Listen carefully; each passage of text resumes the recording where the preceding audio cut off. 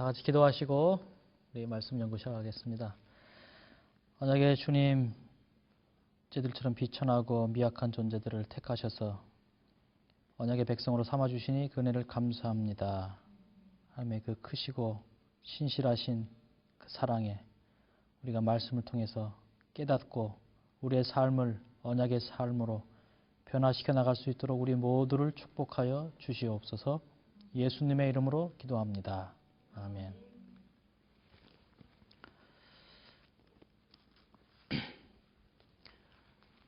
이 성경에 언약이라고 하는 개념이 분명히 있고, 물론 당시에 모든 사람들이 언약을 잘 알았기 때문에 자세하게 설명을 해놓고 있지 않지만 여기저기에서 이렇게 마치 암시하는 듯한 말 또는 이미지로 여러 가지를 설명해 준다고 했어요. 그래서 지난 시간에 우리 산과 또 평지 이미지를 가지고 우리가 하나님의 언약 백성과 또 언약에서 떠난 반언약 백성에 대해서 공부를 했던 기억이 나시죠? 하시는데 여러분 생각에 오늘날에도 이 언약의 형태가 가장 많이 남아있는 게 제가 볼 땐 두 가지가 있더라고요. 두 가지. 첫째는 뭐냐면은 결혼식이에요. 결혼식. 결혼식 가보면은 이제 하객들이 좌우로 앉아 있고 어떻게 합니까? 신랑 신부가 한 명씩 들어와서 이제 단에 서게 되죠. 그죠? 누가 먼저 와요? 신랑이 먼저. 신랑이 그래서 언약의 발기인입니다. 언약주가 되는 거예요. 그 다음에 신부가 들어오는데 가끔씩 요새는 막 같이 막 들어와요. 그죠? 급해서 그런지 뭐 시간이 없어서 같이 막 들어오는데 이것은 뭐 언약의 정신이나 이런 건 점점 사라져 가는 거죠. 한 사람씩 들어오게 돼 있습니다. 최초의 결혼식을 생각해 보면 아담이 잠들어 있잖아요. 딱 깨니까 누가 하와를 데리고 왔겠습니까? 하나님이 하와의 손을 잡고 데리고 와서 누구한테 넘겨줘요? 아담에게 넘겨주죠. 그래서 신부의 아버지가 손을 잡고 신부를 데리고 와서 신랑한테 넘겨주는 거예요. 그 똑같은 그림이라는 거죠. 그런 다음에 이제 등단을 하죠. 등단하면 이제 여기 주례자가 앞에 서 있지 않습니까? 이렇게. 그래서 뭐 하는데 이 신랑 신부가 언제 이 두 손을 잡을까요? 등단하자마자 바로 잡습니까? 아니에요. 그렇게 하면 안 돼요. 반드시 이 한 가지 순서를 맞춰야지 손을 잡을 수 있어요. 아까 우리 이전에 우리가 언약 체결할 때 두 제단 사이를 한 명씩 지나간 다음에 손을 잡는 것은 다시 언제예요? 다시 돌아올 때 잡아요. 그러니까 맹세를 다 끝낸 다음에 잡는 것이죠. 그래서 신랑 신부가 손을 잡는 시간은 언제냐면 주례자가 이제 신랑과 신부는 서로 검은 머리 퍼플이 되도록 슬플 때나 기쁠 때나 괴로울 때나 즐거울 때나 뭐 부할 때나 가난할 때나 서로 사랑하겠습니까? 예라고 맹세한 다음에 이제 주례자가 그러므로 이제 두 사람은 뭐 대한민국 국법에 의해서 합법적으로 부부가 되었음을 선언합니다. 하고 이제 뒤로 돌아 한 다음에 인사를 시키고 이제 행진을 시킬 때 이제 드디어 그 시간이 뭐예요? 그 시간에 팔짱을 끼고 손을 잡고 둘이 같이 나가는 것이 이 전형적인 결혼식의 형태죠.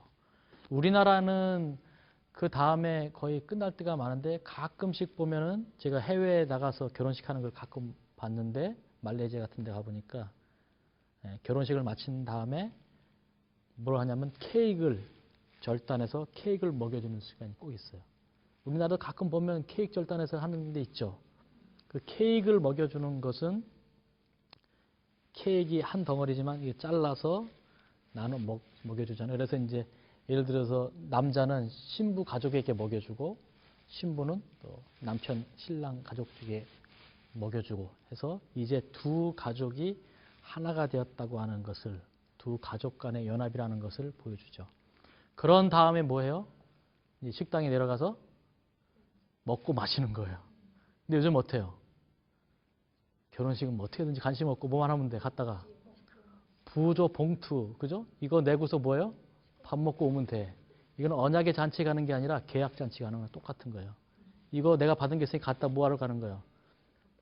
빚 갚으러 가는 거고, 또 내가 받을 거 생각하고 가는 거예요. 그거 이상 없어요, 솔직히. 정말 그 언약에 나타난 하나님께서 이 가정을 계획하시고 언약의 가장 기본 단위로 세우신 이 가정에 대한 축복, 그런 관심보다는 내가 빚 받은 거 갚아야 되고, 급하니까 뭐 다 땡겨치고 밥만 먹고 오는. 이제 그나마 그래도 결혼식이 뭐예요? 그 언약의 형태가 많이 남아 있고, 또 하나는 그 깡패 조직이에요. 깡패 조직. 조폭들. 거기에 보면 언약의 형태가 남아 있어요. 뭐 형태라기보다도 언약의 정신이 남아 있어요. 이게 뭐냐? 조폭들은 야, 너 우리 밑으로 들어와라. 우리랑 뭐가 돼요? 한 형제가 되는 거거든요. 그럼 뭐 합니까? 혈서를 써요. 반드시 피를 가지고 맹세를 하죠. 그죠? 그래서 어떨 때는 뭐 칼로 이렇게 손목을 그어서 피를 가지고 하기도 하고, 그다음에 이제 언약을 맺어요. 뭐 손가락을 절단해서 하기도 하고, 그 우리가 다윗과 요나단 할 때 좀 더 자세히 배울 겁니다. 그런 다음에 만약에 그 언약을 맺은 이제 뭐 조직의 한 조직원이 이 조직을 배반하고 다른 조직으로 간다든지, 이 조직을 탈퇴하는 순간 어떻게 합니까? 그냥 내버려 둡니까? 아니죠. 어떻게 해요? 죽여요. 이거 뭘 한 거니까? 계약을 깨트린 게 아니라 언약을 깨트린 거거든요. 그래서 가서 죽이죠. 그 정도로 아주. 그렇지만 하여튼 언약의 정신, 그 개념은 제가 볼 때는 이제 이 깡패 조직 세계에서는 아직도 남아있는 것 같아요. 근데 우리가 이렇게 시내 나가서 요새 핸드폰 같은 거, 휴대폰 이렇게 매장 같은 데 가보면 많이 써 있잖아요. 뭐 써 있습니까? 공짜폰 뭐 써 있고, 뭐 최신 뭐 LTE 폰, 뭐 3G, 4G 하면서 뭐 잘 터진다고 써놓고 했는데, 제가 언약의 관점으로 딱 보면 깜짝 놀라는 그 문구가 항상 있어요. 그 뭐냐면 공통적으로 매장마다 무슨 말이 써 있냐면 위약금 지원. 많이 봤죠? 위약금 지원. 이 말은 성경의 언약 시대는 상상도 못할 일이에요. 언약을 깨트린 거 그것을 지원해줘 갖고 대신 갚아준다? 말도 안 되는 거죠. 절대로 언약을 깨트리는 것은 성경시대 사람들은 상상을 못했어요. 언약을 체결하는 순간 다윗과 요나단이 언약을 맺지만 둘이 맺은 게 아니고요. 둘의 후손과 다 맺은 거예요. 대가 끊기기 전까지는 후손끼리도 맺은 거예요. 둘이 맺은 게 아니라 그 집안이 맺은 것이에요. 두 왕이 맺은 것이 아니라 두 나라가 맺은 것이고, 아버지와 아들과 하나님과 예수님과 둘이 맺은 게 아니고요. 하나님과 예수님과 맺을 때 우리와 다 맺은 거예요. 우리와 다. 그래서 언약의 대표, 그러니까 다윗과 골리앗이 싸울 때 둘이 싸운 게 아니라 블레셋 대표와 이스라엘 대표가 싸워서 언약의 대표자들이 싸운 거예요. 언약의 대표자 개념도 여러분이 좀 참고해서 이해주시길 바랍니다. 이 정도 하고 우리 오늘은 창세기 이제 12장도 했고 15장은 우리가 아주 중요한 장이라고 그랬죠. 창세기 12장은 하나님께서 누구를 부르셔요? 아브라함을 부르시죠. 아브라함을 부르셔서 내가 지시할 어디로 가라? 땅으로 가라. 그래서 너의 씨를 창대케 해주겠다. 그리고 또 너에게서 뭐가 되겠다? 너를 복의 근원으로 되게 되겠다. 뭘 하면은 하나님의 뜻을 순종하면 하면서 뭐에 대한 약속이 지금 나오고 있습니까? 하나님 나라에 대한 약속의 요소가 들어가 있죠. 그러니까 우리가 아브라함의 믿음을 말할 때 조심해야 될 게 있어요. 그건 뭐냐? 아브라함이 너무 믿음이 좋아서 부자였잖아요. 그죠? 땅도 많고 뭐 집도 많고 아주 큰 거부였단 말이죠. 근데 어느 날 갑자기 뭐야? 야, 너 떠나. 짐 싸. 내가 지시할 땅으로 떠나라. 하니까 아브라함이 어느 날 자다가 꿈에서 계시해서 떠나라고 하니까 이유도 모르고 목적도 모르고 그냥 순종해서 갔다? 맞아요? 틀려요? 지금 우리가 언약에 대해서 공부했어요. 하나님 나라의 약속에 대해서 창세기부터 언약 계승자들 족보들 배우면서 지금 노아를 거쳐서 아브라함까지 20대 손 거의 2000년, 1600년, 700년 지나고는 세월을 흘러왔는데 어느 날 갑자기 하나님께서 아브라함에게 야, 짐 싸라, 떠나라 해서 그냥 맹목적으로 하나님 말씀에 순종해서 간 겁니까? 아니라는 거예요. 왜 아닐까요?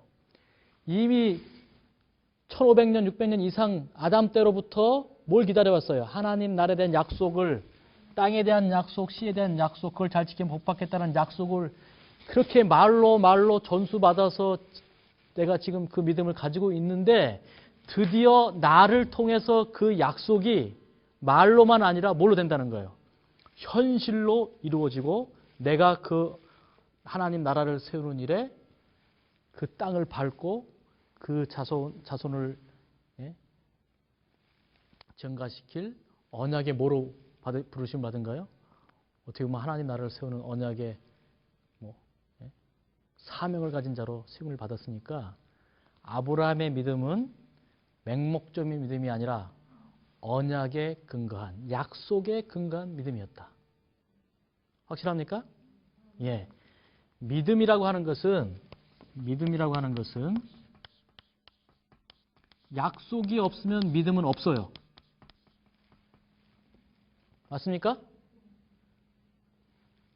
뭐 예를 들어서 아들이 아빠 이번에 뭐 졸업하면 뭐 핸드폰 사줘.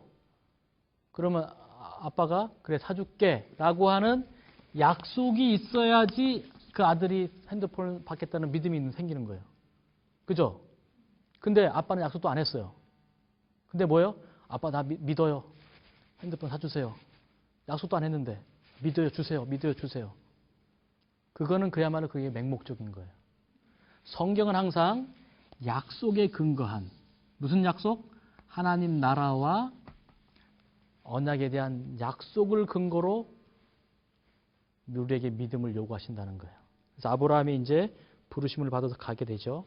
그러나 아브라함이 75세 때 부르심을 받아서 가나안 땅에 갔지만은 약속을 바로 받습니까? 못 받아요? 못 받아요. 못 받으니까 15장에서 뭐 하는 거예요? 15장에서 하나님 나에게 나뿐만 아니라 내 후손들도 이 약속을 믿을 만한 표징을 주십시오. 요거 하니까 하나님께서 우리 첫 시간에 배웠던 거죠. 첫 시간에 배웠던 거 뭐에 된 거예요? 언약을 체결하십니다. 언약을 체결해요.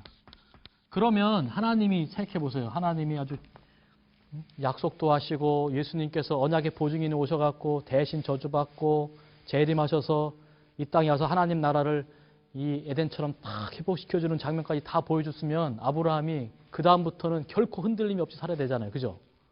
그런데 16장에 와서 뭐하고 있더라는 거예요. 16장에 와서 누구 취해갖고 하갈 취해서 이스마엘을 탄생시키는 이스마엘이죠. 마엘. 언약을 불신하는 행동을 하게 있다라는 거예요. 불신하는. 그러면 17장에는 뭐가 나와야 된다는 거예요? 뭐가 나와야 돼요? 누가 죽어야 돼요? 언약을 파기한, 언약을 불신한 아브라함이 벌받든지 죽는 얘기 나오는데 17장에 보니까 무슨 얘기가 나와요? 17장 1절에 보니까 아브라함의 99세 때에 여호와께서 아브라함이 나타나서 그에게 이르시되 나는 전능한 하나님이라 너는 내 앞에서 행하여 완전하라. 내가 내 언약을 나와 너 사이에 세워 너로 심히 번성케 하리라고 하면서 너 내 언약 안 지켰으니까 너 이제 벌 받을 것이다. 너 고생 좀 해야 되겠다. 그것이 아니라 오히려 찾아서 뭐라고 그래요?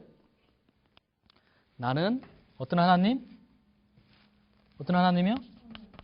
전능한 하나님이다.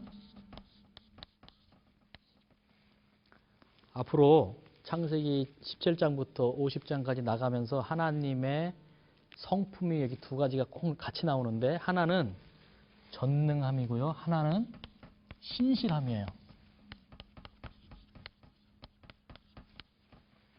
신실하신 하나님이 전능하시다는 거예요. 와, 이거 보통 얘기 아니죠.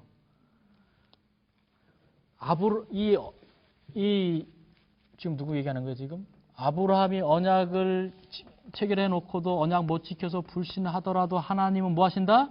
언약을 파기하지 않으신다. 뭐 하셨으니까? 손 들고 맹세하셨기 때문에 언약을 반드시 지키신다. 그걸 뭐라고 그래요? 하나님의 신실하심이라고 그래요.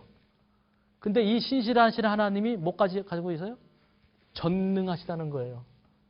그래서 인간의 힘으로는 이제 99세 될 때까지 폭삭 늙게 만들어서 더 이상 씨를 생산할 능력을 다 뺏어버리신 다음에 뭐 하시는 거예요?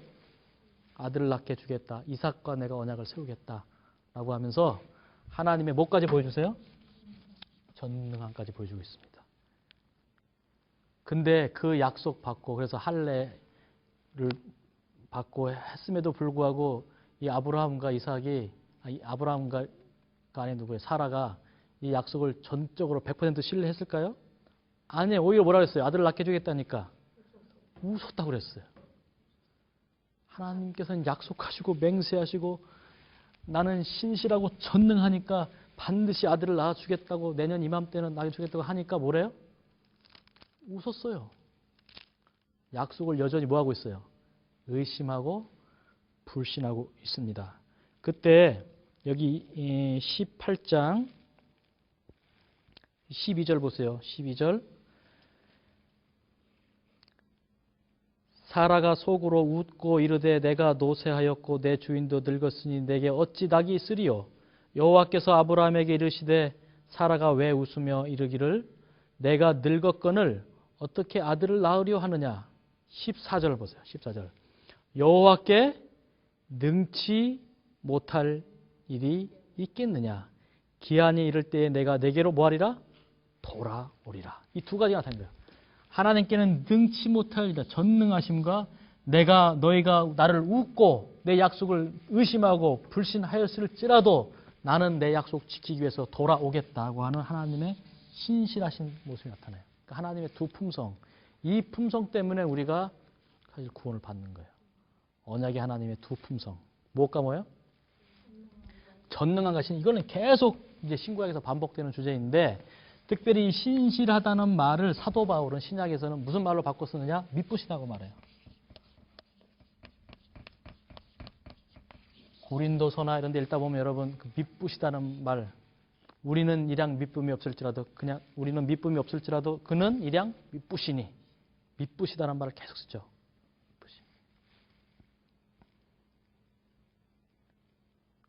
이렇게 하나님께서 언약을 맺어 놓으시고 우리의 반응과 관계없이 아버지와 아들 말은 성부와 누가요? 성자 사이에 맺은 언약 보증인. 이게 무슨 언약이라고 그랬어요? 창세전 언약에 두 분이 맺은 두 분 사이의 언약에 신실하셔서 우리의 불의에도 불구하고 여전히 뭐 하신다는 거예요? 우리를 향해서 능력을 베푸시고 복을 주시고 신실하신 그 하나님의 품성을 다른 말로 뭐라고 표현하느냐? 이것을 가리켜서 뭐라고 표현하느냐? 다른 말로 하면 이것을 거룩하고 의롭다 이렇게 표현합니다. 이게 아주 중요한 개념입니다. 이게 어디를 보시면 로마서를 한번 보겠습니다. 로마서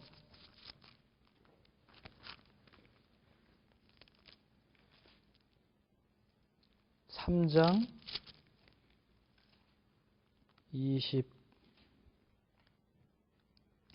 23절부터 볼까요? 23절 22절부터 볼게요. 22절 로마서 3장 22절 곧 예수 그리스도를 믿음으로 말미암아 모든 믿는 자에게 미치는 하나님의 뭐라고 했어요? 하나님의 의라는 말이 나옵니다. 하나님의 의가 나오는데 하나님의 의인이 차별이 없느니라. 모든 사람이 죄를 범하였음에 하나님의 영광에 이르지 못하더니 그리스도 예수 안에 있는 구속으로 말미암아 하나님의 은혜로 값없이 의롭다함을 받은 자 되었느니라. 25절이 중요해요. 25절. 별표를 크게 해놓으셔야 됩니다. 빨간색 막 표시를 해야 돼요. 이 예수를 하나님의 그의 뭐로 인하여? 피가 나오죠? 피라는 단어 이제 우리가 그냥 읽으면 안 됩니다. 이 피라는 단어. 언약을 체결하는 데 필요한 그의 피로 인하여 믿음으로 말미암는 화목 제물로 세우셨으니 이제 화목 제물이 나왔는데 화목 제물은 새롭게 등장한 단어인데 지금까지 우리가 배운 개념으로 말하면 여기 보증이란 말이랑 같은 뜻이에요. 이제 하나님께서 예수님을 뭘로 세우셨어요? 보증인 화목제물로 세우셨으니 이는 하나님께서 길이 참으시는 중에 전에 지은 죄를 관과하심으로 자기의 의로우심을 나타내려 하심이니. 이 말을 그냥 읽으면, 언약의 개념이 없이 읽으면 말이 안 되는 말이에요. 왜? 하나님은 불의를 보시면 참으시나요? 불의를 그냥 용서해 주시나요? 아니죠. 하나님 어떻게 해요? 불의를 보시면 심판하시는 게 하나님이신데, 여기 뭐라고 말씀했냐면 하나님이 길이 참으시는 중에 전에 지은 죄를 어떻게 한다고요? 관과한다. 자세히 들여다본다는 거예요? 못 본 척한다는 거예요? 관과한다는 말은 못 본 척한다는 거예요. 근데 하나님, 우리가 죄 짓는 걸 보고도 못 본 척해요. 죄 지었거든요? 근데 못 본 척해요. 이게 의로운 거예요? 아니잖아요. 죄를 봤으면 죄를 심판하고 책망하고, 그죠? 벌을 주는 게 하나님의 공이잖아요. 사랑은 용서지만. 근데 여기 뭐라고 하냐면 우리의 죄를 보고도 간과해버리는 거예요. 못 본 척 돌아서는 거예요. 그게 하나님의 의로우심이라고 여기 말하고 있어요. 왜? 그게 왜 가능할까요? 이제 우리가 하나님과 예수님과 언약을 맺고 하나님의 언약에 들어간 순간 우리가 죄인으로 앞에 서 있잖아요. 근데 우리를 더 이상 죄인으로 보질 않아요. 그 앞에 누가 있어요? 죄인의 모습을, 우리를 죄인의 모습 그대로 바라보는 것이 아니라 그 앞에 하나님과 언약을 맺은 하나님의 아들 누가 서 있어요? 예수님이 뭐로 서 있어요? 뭐로? 보증인으로 화목제물로 서 있기 때문에 우리를 보는 것이 아니라 누굴 본다는 거예요? 예수님을 봐갖고, 아, 내 아들 예수가 저 모든 사람들의 언약의 저주를 다 받았으니 이제 나는, 인간들은 나에 대해서 언약에 불신실했다 할지라도 나에게 언약에 신실했던 이 아들 예수를 내가 보고, 저 사람들은 안 보겠고 누굴 보겠다는 거예요? 보증인 아들 예수의 그 언약을 우리가 지키고 그 언약에 신실한 태도, 이것이 바로 하나님의 의로움이라는 거예요.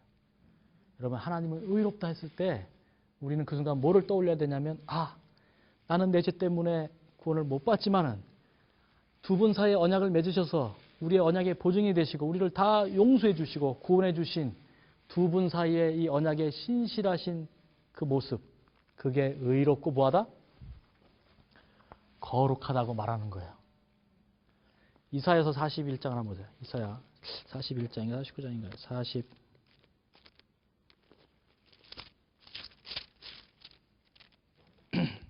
이사야 41장 8절부터 보겠습니다. 우리가 지금 배웠던 것을 한번 종합해봐서, 지금까지 몇 시간에 걸쳐서, 몇 주에 걸쳐서 배웠던 것을 종합해 보면서 한번 보세요. 41장 8절. 아주 익숙한 단어들이 이제 나올 겁니다.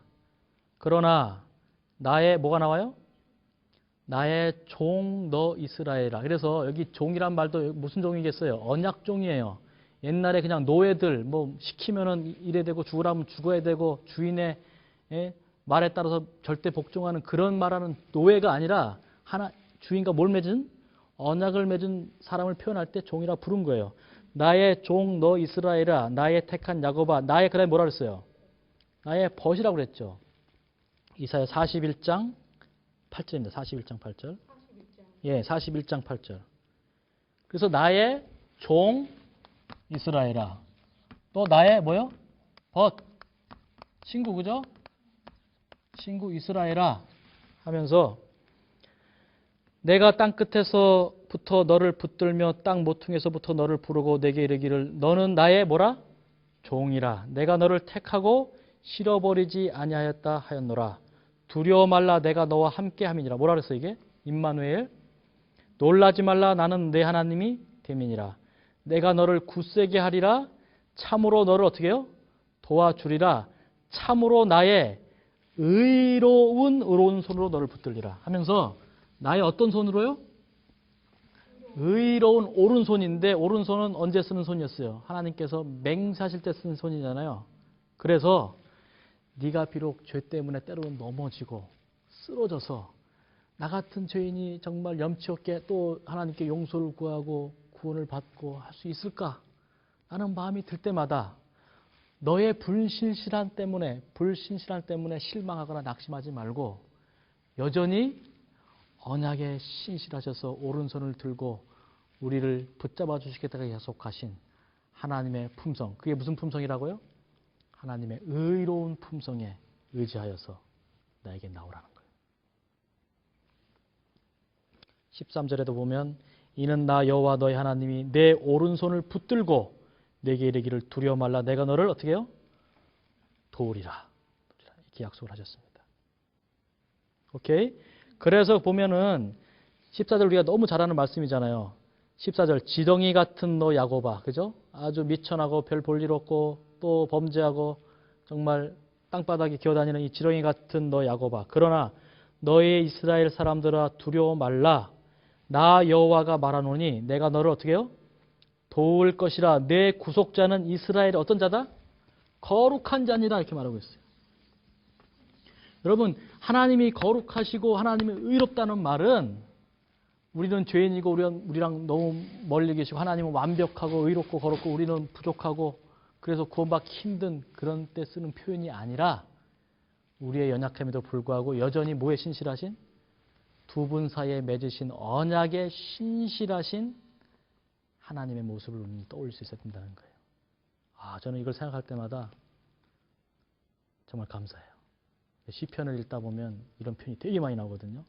하나님은 의로우시고 그분의 손은 크시고 의롭고 강하고 하는 표현을 읽을 때마다 나 같은 죄인을 구원하시고 여전히 사랑하시는 변치 않으시는 언약에 신실하시고 전능하신 하나님을 여러분들도 함께 체험하시고 그 하나님을 여러분의 언약의 주님으로 다 모시게 될 수 있게 되길 간절히 바랍니다. 이렇게 해서 이제 창세기 17장 그죠? 이제 할례 받는 이야기는 우리가 다음에 여호수아 할 때 좀 시간이 있을지 모르겠어요. 그때 좀 할례에 관한 건 아주 집중적으로 좀 살펴보기로 하고요. 또 사무엘상 17장 할 때 또 할례 얘기가 나옵니다. 근데 이제 문제는 뭐냐면 이거를 달갑지 않는 시선으로 바라보는 존재가 하나 있다는 거예요. 하나님하고 사람하고 언약 맺은 거를 아주 달갑지 않게 기분 나쁜 존재가 하나 있다. 누구겠어요? 사단입니다. 사단이 계속해서 말하는 거예요. 하나님, 언약을 저렇게 지키지도 않는 저 아브라함에게 자꾸 복 주면 어떡하란 말입니까? 언약을 안 깼으니까 뭘 줘야죠? 저주를 내리셔야죠. 벌을 줘야죠. 왜 자꾸 하나님은 언약을 지키지도 않는 아브라함을 뭐 믿음의 조상이라고 그러고 뭐 복의 근원이 되겠다고 이런 법이 어디 있습니까? 예? 그래서 정말 아브라함이 그 언약을 올바로 이해하고 언약에 대한 믿음이 정말 확실한가? 비록 쓰러지고 넘어지더라도 정말 이 아브라함에게 이 언약을 상속하고 언약의 조상이 될 만한 믿음이 있는가? 자격이 있는가를 시험하는 내용이 창세기 22장이에요. 창세기 22장. 창세기 22장은 그래서 아주 중요한 장이죠. 그죠? 중요한 장입니다. 창세기 22장을 통과하지 못하면 결국 성경은 창세기 22장에서 끝났을 거예요. 더 이상 성경은 기록되지 않았을 것이에요. 그러나 성경은 창세기 22장을 통해서 정말 구원받을 만한 믿음에는 하나님의 언약에 대한 확실한 100% 신뢰하는 믿음이 있어야 된다.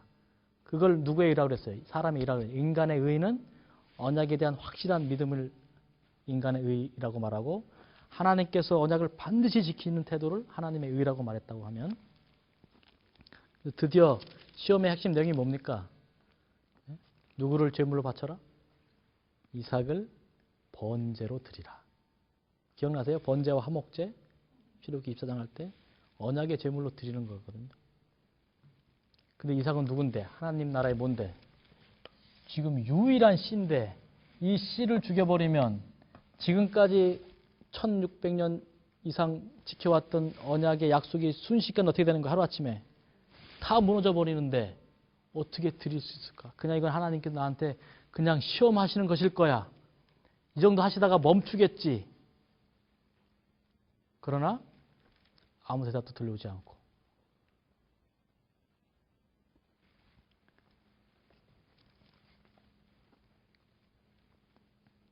여러분 그때 아브라함이 어떠한 믿음을 가졌다고 했습니까? 히브리서에 보면은 그의 신앙이 이 창세기 22장을 통해서 한 단계 업그레이드 되는 것을 볼 수가 있습니다. 여러분 모든 시험은 시험의 본질은 똑같아요. 형태는 다르지만 모든 우리에게 다가오는 시험은 똑같습니다. 언약의 축복이 그게 물질적인 것든 영적이었든 언약의 축복, 외형적인 축복이 없을 때라도 여전히 언약주를 신뢰할 수 있는가라는 거예요. 안식일 지켜서 직장 잃어버려도 여전히 하나님을 신뢰할 수 있는가라는 거예요. 11금 다 내갖고 돈이 하나도 없고 생활비가 없어도 여전히 하나님을 신뢰할 수 있는가요? 자녀들이 갑자기 병에 걸리고 죽고 사고가 나고 해도 여전히 언약주를 신뢰할 수 있는가? 시험의 본질은 똑같아요. 아브라함이 당한 시험이나 우리가 당한 시험이나 그 크기와 강도와 세기가 다를 수는 있지만 똑같습니다. 근데 아브라함은 이 시 자체를 포기하라고 한 하나님의 약속을 그 명령을 받고 이성적으로는 도무지 납득이 안 됐겠죠. 그죠? 그러나 그가 약속을 신뢰했기 때문에 오히려 어떤 믿음을 가졌다는 거예요. 아, 그렇다고 하면 이삭을 죽이라고 했으니까 죽이는 것은 하나님의 명령이 확실하다. 그런데 이삭을 통해서만이 이 약속을 이루어 주시겠다고 했기 때문에 죽지만 결국은 어떻게 할 것이다? 부활할 것이다. 부활시켜 주실 것이다. 근데 지금까지 한 명도 인류 역사를 통해서 그때까지 부활한 사람이 있어요? 없어요? 한 명도 없어요. 그런 부활이 있다는 것들을 아무도 몰라요. 우리는 부활 교리를 알고 있지만 아브라함 그걸 듣지도 못했고 있지도 않았어요. 그러나 그가 약속에 대한 완전한 신뢰를 했을 때 새로운 차원의 믿음을 업그레이드 시킨 것을 볼 수가 있습니다. 그러므로 우리에게 다가오는 시험은 우리의 믿음을 더 업그레이드 시킬 수 있는 기회임을 생각하시고 한 단계 더 높은 신앙의 수준을 유지하시는 우리 모두가 되길 바랍니다. 그러한 믿음을 가졌을 때 하나님께서 막으셨죠. 그죠? 칼로다가 이삭의 심장을 내려 치려 때 하나님께서 멈추시고 그때 누가 나타나시죠? 누가 나타나세요? 누가 나타나실까요? 예, 여기 보면은 22장 11절에 보면 그때 누가 나타나십니다. 여호와의 누가 나타나세요? 여호와의 사자가 나타납니다. 하늘에서부터 그를 불러 가라사대 아브라함아 아브라함 하는지라 하면서 내 독자 아들에게 손을 대지 말라. 내가 이제 내가 하나님 교회하는 줄 알겠노라 하면서 뭘 멈추세요? 멈추시고 그 다음에 뭘 준비하세요? 여기다가 수양을 준비하시고 누구를 죽게 제물로 드리게 합니까? 수양을 번제로 드리게 하죠. 누구 대신 누가요? 이삭 대신 누가? 수양이. 근데 이 수양은 여러분 성경을 읽으실 때 이제 여호와의 사자라는 말이 자주 나오거든요. 구약에 무조건 거의 막 99% 누굴까요? 예수님이십니다. 예수님. 언약 보증인이세요. 언약 보증인이 나타나셔서 언약의 보증으로 표상된 수양을 대신 죽게 하시고 이게 첫 번째 여호와의 사자가 나타나는 것이고 그 바로 다음 절에 보면은 두 번째 여호와의 사자가 또 한 번 나타나서 이번에는 맹세를 하십니다. 맹세. 뭐라고 맹세하나 보세요. 15절부터 보시면 15절. 여호와의 사자가 하늘에서부터 두 번째 아브라함을 불러 가라사대 여호와께서 내 이르시기를 내가 나를 가리켜 맹세하노니 내가 이같이 행하여 내 아들 내 독자를 아끼지 아니하였은즉 내가 내게 큰 복을 주고 내 씨로 크게 성하여 하늘의 별과 같고 바닷가의 모래같이 많게 하리니 내 씨가 대적의 문을 얻으리라 하면서 다시 한번 뭐하고 있어요? 언약에 대한 맹세를 해주고 있습니다.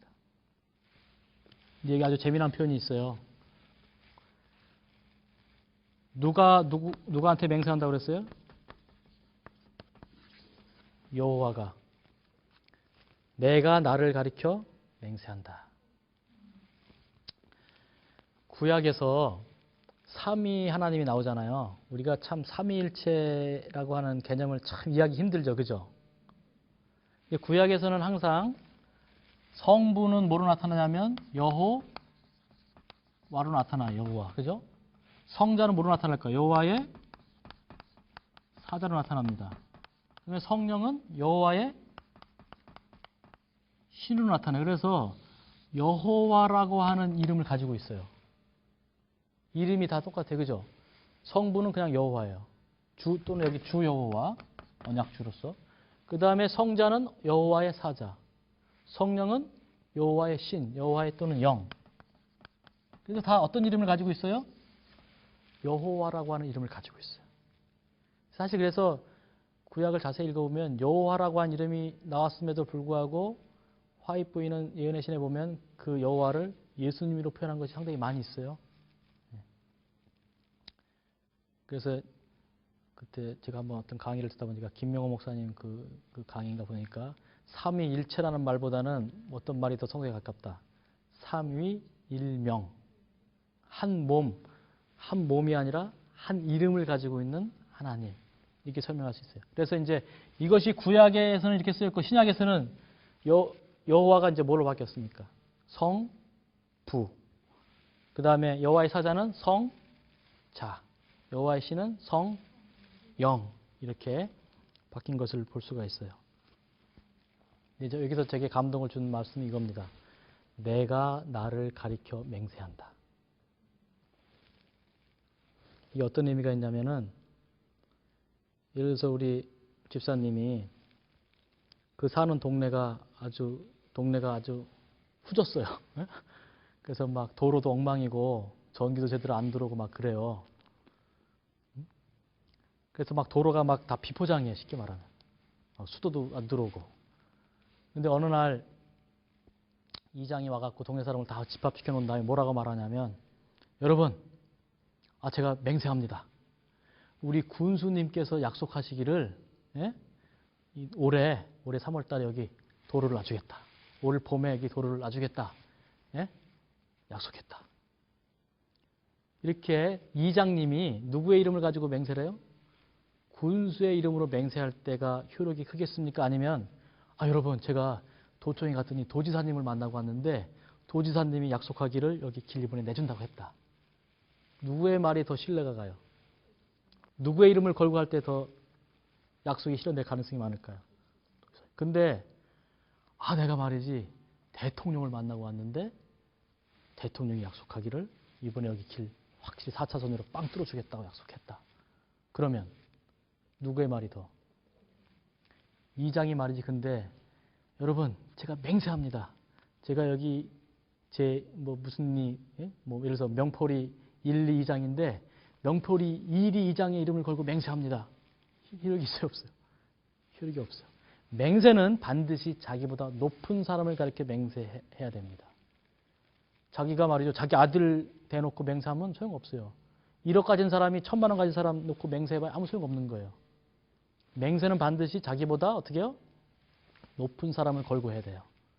근데 하나님이 지금 아브라함에게 됐다. 이제 됐다. 너의 믿음을 내가 확인했다. 내가 너한테 다시 한번 약속하겠다. 하나님이 맹세하려요. 정말 내가 그렇게 믿음을 나한테 행사했기 때문에 내가 반드시 언약을 지켜줬다고는 맹세를 하셔야 되는데 맹세하려면 자기보다 뭐예요? 높은 사람한테 해야 돼요. 근데 하늘을 두고 맹세해도 하늘이 하나님보다 낮아. 태양을 두고 맹세해도 태양이 낮아요. 온 천지를 다 두고 맹세해도 낮아요. 세상에 있는 모든 왕들의 이름을 다 걸고 해도 하나님보다 다 낮아요. 그러니까 어떻게 했다는 거예요? 내가 나를 가리켜 맹세하는 거예요. 하나님보다 높은 사람이 없어요. 최고 높아요. 내가 나를 가리켜 맹세한다. 이 표현이 히브리서도 나오죠. 혹시 기억나세요? 히브리서에도 이 표현이 나오는데 우리 거기 있는 말씀 읽고 오늘 이번 시간에 말씀을 줄여야 되겠습니다. 이게 시간이 금방금방 가네요. 그죠? 창세기를 빨리 마쳐야 되는데 히브리서 6장 보세요. 6장 13절 보시면 하나님이 아브라함에게 약속하실 때에 가리켜 맹세할 자가 자기보다 큰 이가 없으므로 자기를 가리켜 맹세하여 가라사대 내가 반드시 너를 복주고 복주며 너를 번성케 하고 번성케 하리라 하셨더니 저가 이같이 오래 참아 약속을 받았느니라. 16절 사람들은 자기보다 더 큰 자를 가리켜 맹세하나니 맹세는 저희 모든 다투는 일의 최후 확정이니라. 17절 하나님은 약속을 기업으로 받는 자들에게 그 뜻이 변치 아니함을 충분히 나타내시려고 그 일에 맹세로 보증하셨나니 이는 하나님이 거짓말을 하실 수 없는 이 두 가지의 변치 못할 사실을 인하여 앞에 있는 소망을 얻으려고 피하여가는 우리로 큰 안위를 받게 하려 하심이라. 우리 사랑하는 여러분, 하나님께서 우리에게 맹세하셨습니다. 누구의 이름을 걸고요? 하나님의 이름을 걸고 맹세하신 그 놀라우신 언약에 신실하실 뿐만 아니라 전능하신 하나님이 우리의 하나님이심을 여러분 끝까지 믿고 믿음 가운데서 승리하신 우리 모두가 되길 바라면서 이번 시간 말씀을 드리도록 하겠습니다. 감사합니다.